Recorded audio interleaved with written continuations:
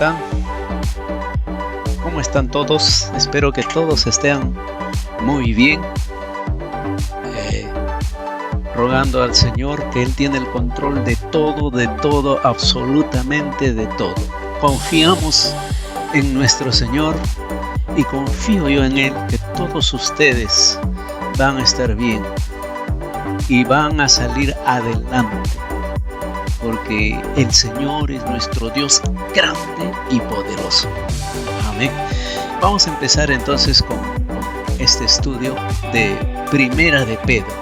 Vamos a empezar con el estudio de Primera de Pedro. Estamos en la división 4. ¿Cómo debe funcionar la iglesia durante el sufrimiento?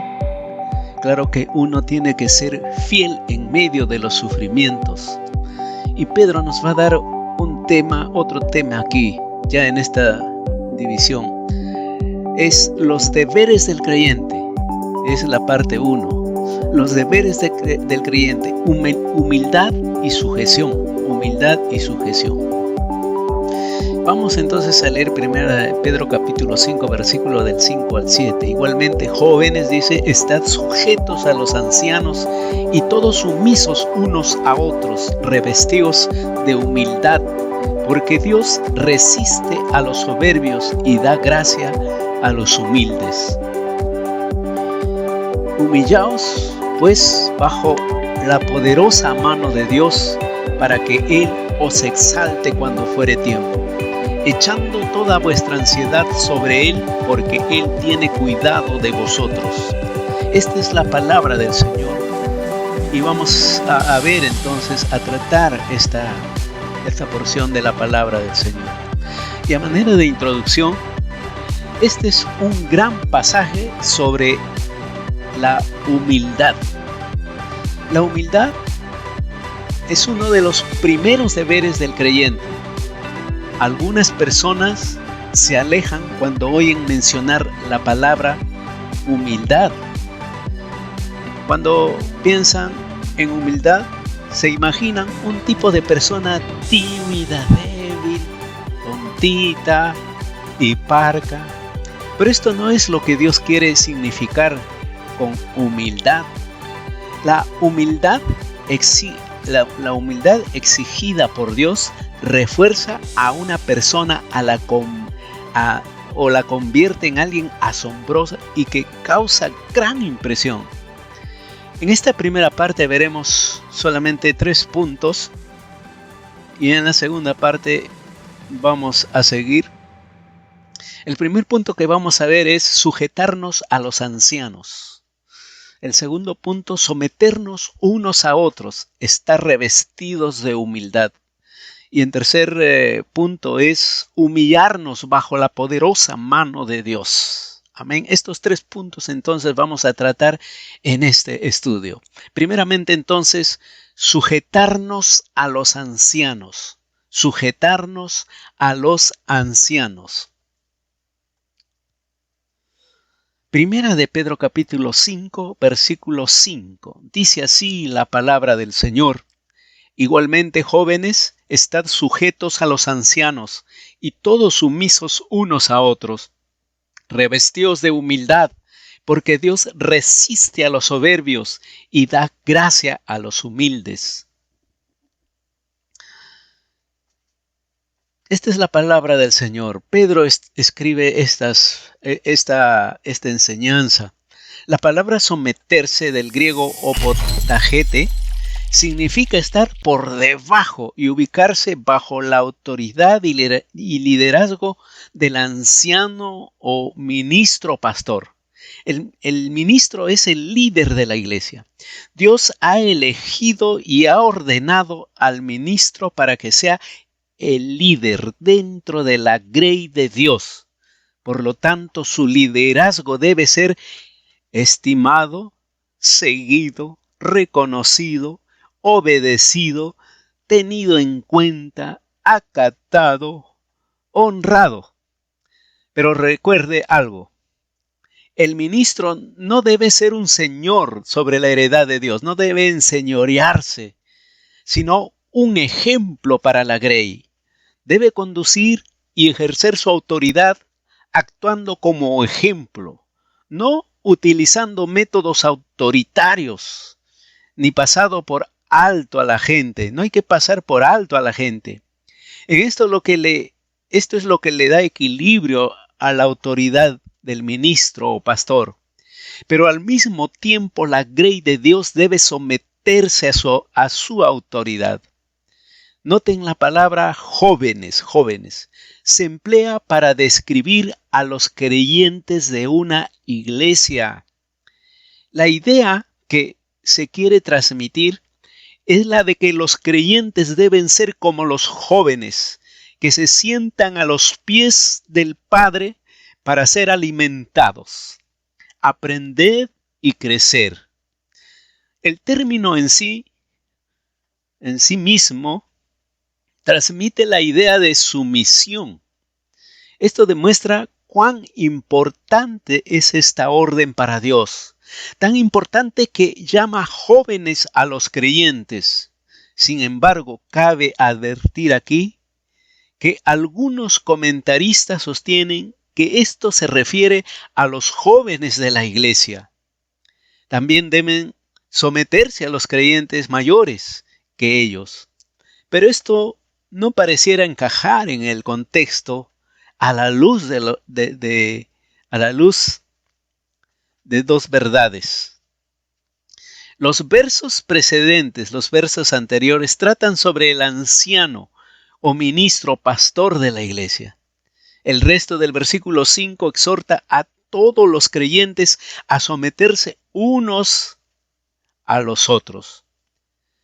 La verdad parece ser que que jóvenes se refiere a los creyentes. Dicho en forma más sencilla, los creyentes deben someterse al ministro, al pastor, como padre de la iglesia. El padre que los alimenta con la palabra de Dios y que voluntariamente vela por su bienestar. En nuestra iglesia tenemos, ¿no?, ancianos y pastores, y eso es lo hermoso de nuestra iglesia. En 1 de Tesalonicenses capítulo 5 del 12 al 13 dice: os rogamos, hermanos, que reconozcáis a los que trabajan entre vosotros y os presiden en el Señor y os amonestan, y que los tengáis en mucha estima y amor por causa de su obra. Tened paz entre vosotros. Primera de Timoteo, capítulo 5, versículo 17 dice: los ancianos que gobiernan bien sean tenidos por dignos de doble honor, mayormente los que trabajan en predicar y enseñar. Esto es lo que dice la palabra del Señor.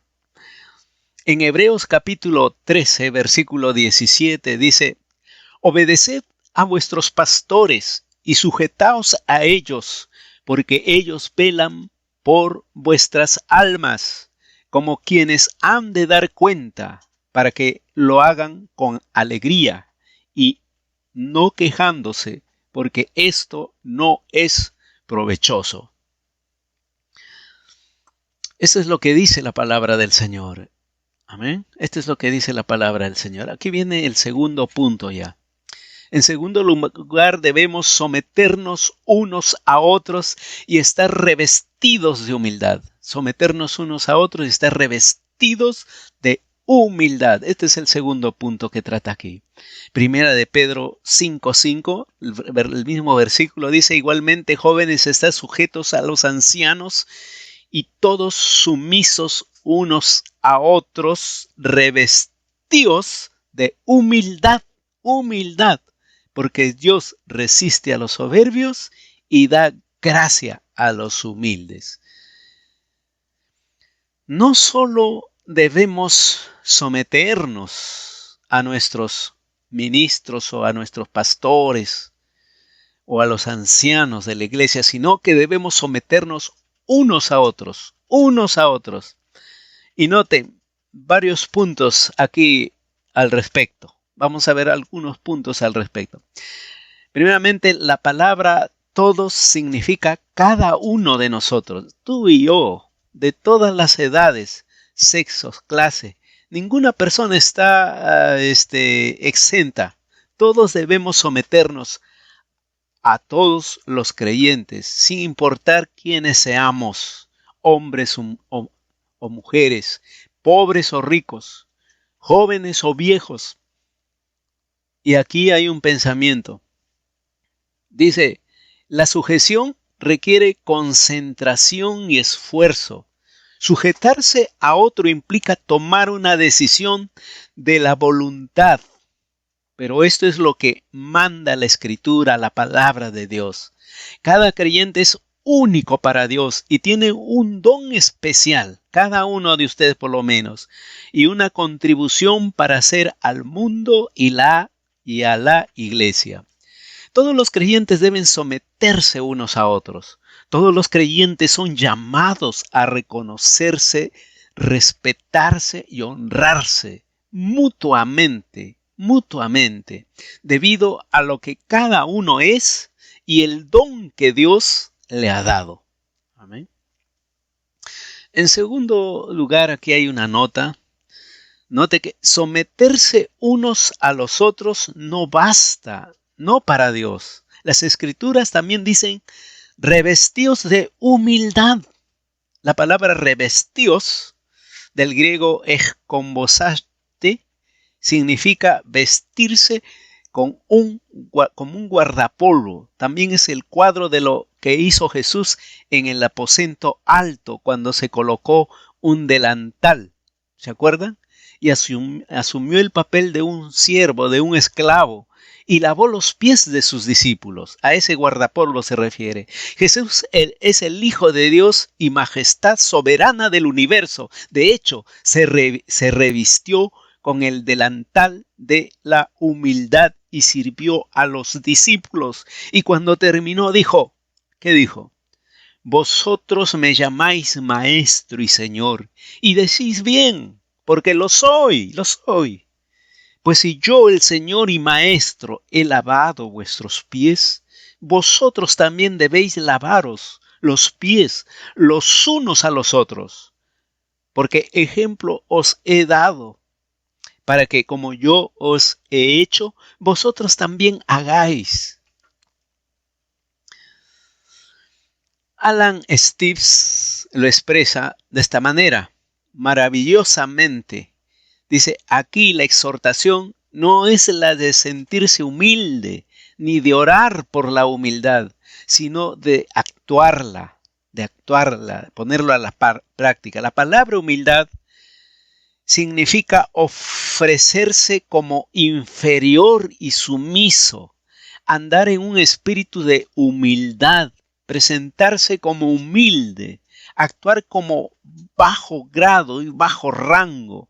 Es lo opuesto a ser arrogante, ponerse por encima de los demás y ser mejor que los otros, orgulloso, arrogante, superior, altivo y agresivo. El creyente puede tener una posición elevada, poder, riqueza, fama y mucho más, pero debe comportarse con un espíritu de humildad y sumisión. Debe negarse a sí mismo en nombre de Cristo y para ayudar a otros. Amén. Aquí viene otro punto, el punto 3. Note, otra nota. ¿Por qué debemos someternos unos a otros y revestirnos con humildad? Porque Dios resiste al orgulloso y da gracia al humilde. Por ese motivo, ¿no? Aquí vemos algunos puntos en este. Dios resiste al orgulloso. Está en contra ¿de qué? De aquellos que miran con desprecio a los demás. De aquellos que se sienten superiores a los demás. Aquellos que discriminan a los demás, aquellos que son prejuiciosos, aquellos que se vanaglorian, aquellos que son arrogantes. Dios se opone a los orgullosos, a todo aquel que oprime a su prójimo, sin importar quiénes sean. La palabra resistir, antiteasetai, es una palabra fuerte, da la idea de un ejército preparado y dispuesto frente al enemigo. Marvin Vincent dice que el orgullo llama a los ejércitos de Dios. Por lo tanto, no debería sorprendernos que ocurra antes de la destrucción. Antes de la destrucción. Los que caminan por esta tierra exaltándose a sí mismos por sobre los demás serán destruidos por Dios, por Él mismo en persona, porque Dios resiste a los soberbios y a los orgullosos. Otro puntito acá. Dios da gracia al humilde. La gracia significa el favor y las bendiciones de Dios. La persona que anda humildemente delante de Dios, reconociendo y aceptando el valor de los demás, recibirán el favor y las bendiciones de Dios. Serán grandemente favorecidas, recompensadas más allá de la imaginación. No te imaginas la recompensa que vas a recibir. La persona humilde llevará el fruto del Espíritu de Dios en esta vida. ¿Cuál? Amor, paciencia, fe, gozo, benignidad, mansedumbre, paz, bondad, templanza. Además, la persona humilde tiene la plena garantía de ser cuidado por Dios, de que Dios hará todas las cosas para su bien mientras esté en la tierra y luego en el futuro. Cuando Cristo regrese, la persona humilde será recompensada en abundancia con el privilegio glorioso de vivir y reinar con Cristo para siempre. ¡Qué hermoso, hermanos! Vamos a estar con Cristo para siempre. Miren lo que dice Mateo 11:29. Llevad mi yugo sobre vosotros y aprended de mí, que soy manso y humilde de corazón, y hallaréis descanso para vuestras almas. Amén. Vas a hallar descanso para vuestras almas, para tu alma. Mateo 18 del 3 al 4 dice, y dijo, de cierto os digo que si no os volvéis y os hacéis como niños, no entraréis en el reino de los cielos. Así que cualquiera que se humille como este niño, ese es el mayor en el reino de los cielos. Eso es lo que dice la palabra del Señor. Y también vemos en Filipenses capítulo 2, versículo del 3 al 4, dice, nada hagáis por contienda o vanagloria, antes bien con humildad, estimando cada uno a los demás como superiores a él mismo, a no mirando cada uno por lo suyo propio, sino cada cual también por los de los otros. Amén.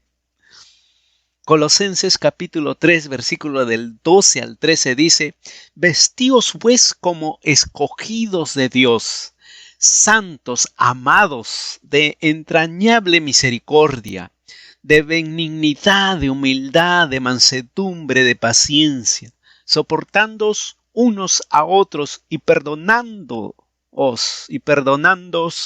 unos a otros, si alguno tuviere queja contra otro, de la manera que Cristo os perdonó, así también hacedlo vosotros. Esta es la palabra del Señor. Amén. También pasamos ahora al punto 3. Ya estamos en el punto 3. El punto 3 es humillarnos bajo la poderosa mano de Dios. Humillarnos bajo la poderosa mano de Dios. Primera de Pedro capítulo 5 del 6 al 7. Dice así, humillaos pues bajo la poderosa mano de Dios para que Él os exalte cuando fuere tiempo, echando toda vuestra ansiedad sobre Él, porque Él tiene cuidado de vosotros. Él tiene cuidado de vosotros. Esta es la palabra del Señor. Hay tres motivos para hacerlo. El primero es que a Dios hay que temerle, puesto que Él resiste y se opone al orgulloso. Lo único que no queremos ser es orgullosos.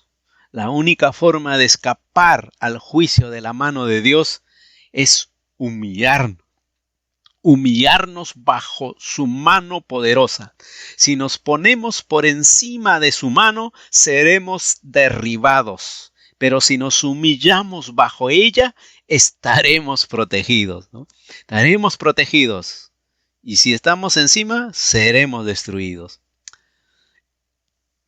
Vamos a ser exaltados por siempre. La figura de la poderosa mano de Dios es un cuadro diferente para el orgulloso y el humilde, ¿no? Miren, el cuadro para el humilde. La mano poderosa de Dios significa fortaleza y poder. Significa soberanía y control. Significa salvación y seguridad. Significa cuidado y protección. Significa garantía y confianza. Pero para el orgulloso, ¿qué significa? ¿Saben qué significa? También significa fortaleza y poder. También significa soberanía y control. Pero también significa para él advertencia y temor, enojo e ira, juicio y condena. ¿Ven? Noten aquí, la mano poderosa de Dios provee dos cosas totalmente diferentes para el humilde y el orgulloso. Amén. Ahora mismo la mano de Dios está puesta sobre el mundo con toda su fortaleza y poder, soberanía y control. La mano de Dios está para salvar a todos, incluso al orgulloso si es que decide humillarse. Pero si se rehúsa a hacerlo, entonces la mano de Dios está sobre él para algo totalmente opuesto a la salvación.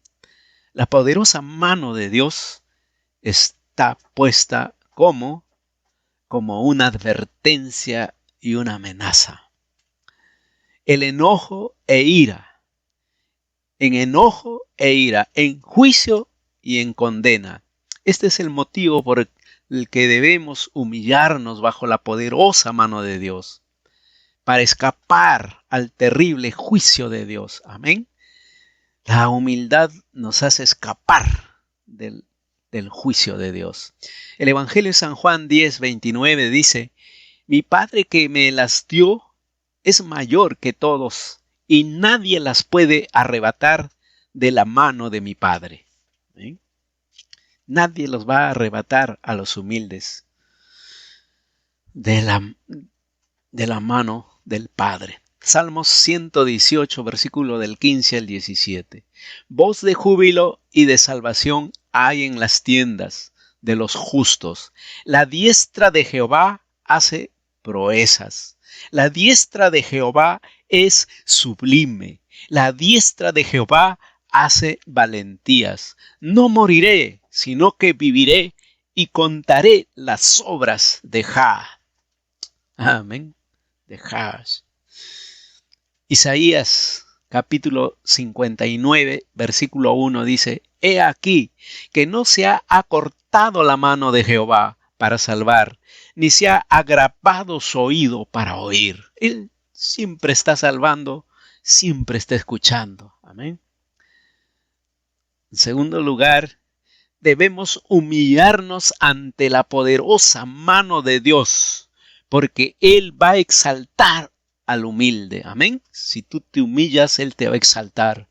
Note que el humilde aún no ha sido exaltado, pero en su debido momento lo será. Llegará pronto el día en que todos serán exaltados en toda la gloria y majestad de Cristo. Serán exaltados para vivir con Cristo, para gobernar y reinar con Él, y para servirlo en todo el universo. Estarán con Cristo adorándolo y sirviéndolo por los siglos de los siglos. Todo para su gloria y alabanza, honra y gracia, como dice Primera de Pedro 1:4. Para una herencia incorruptible, incontaminada e inmarcesible, reservada en los cielos para ustedes. Amén. El tercer punto aquí es que debemos humillarnos bajo la poderosa mano de Dios, porque Dios se ocupa de nosotros, de ti y de mí, se ocupa de toda nuestra ansiedad. Recuerde, los creyentes de la época de Pedro estaban sufriendo persecuciones terribles, muy terribles, y habían sido obligados a huir para salvar sus vidas, tal vez dejando todo atrás: hogares, trabajos y posesiones, hasta familias, sus animales. Contaban solo con lo que podían llevar en las manos y huían a cualquier lugar que creían seguro. Eran, en cierta forma, personas subterráneas, teniendo que vivir y trabajar y adorar en secreto y encontrar vivienda y alimento cada vez que podían. Nunca sabían cuándo serían descubiertos y obligados a huir de nuevo. La cuestión es esta. ¿Cuál es? Imagine la ansiedad, la presión, la tensión y el estrés experimentado por los creyentes. Sin embargo, tenían una gran asistencia. Dios estaba disponible para ayudarlos. Noten que la exhortación no solo está expresada claramente, sino que es una orden. Echando toda vuestra ansiedad, En griego es merigna, que significa sobre Él, porque Él tiene cuidado de vosotros. La poderosa mano de Dios los salvará y los liberará, los cuidará, los fortalecerá y asegurará, los proveerá y los protegerá, les dará seguridad y confianza. Amén.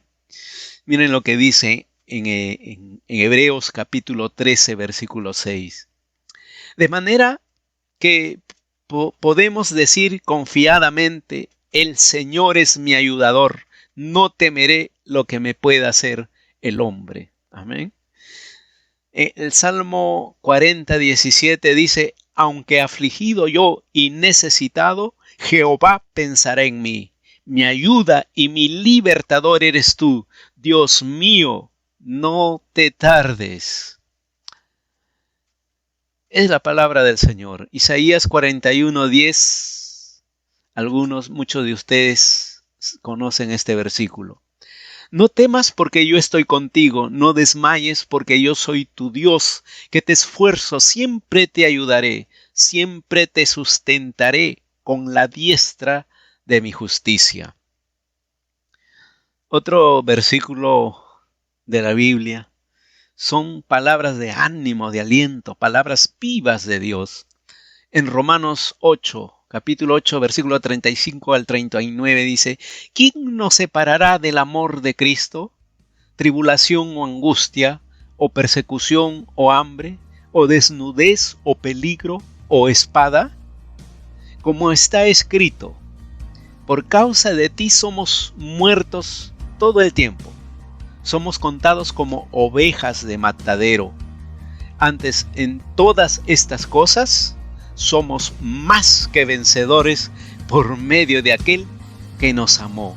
Por lo cual, estoy seguro de que ni la muerte, ni la vida, ni ángeles, ni principados, ni potestades, ni lo presente, ni lo porvenir, ni lo alto, ni lo profundo, ni ninguna otra cosa creada nos podrá separar del amor de Dios que es en Cristo Jesús, Señor nuestro. Amén. Nada nos va a separar del amor de Dios, ni esta pandemia.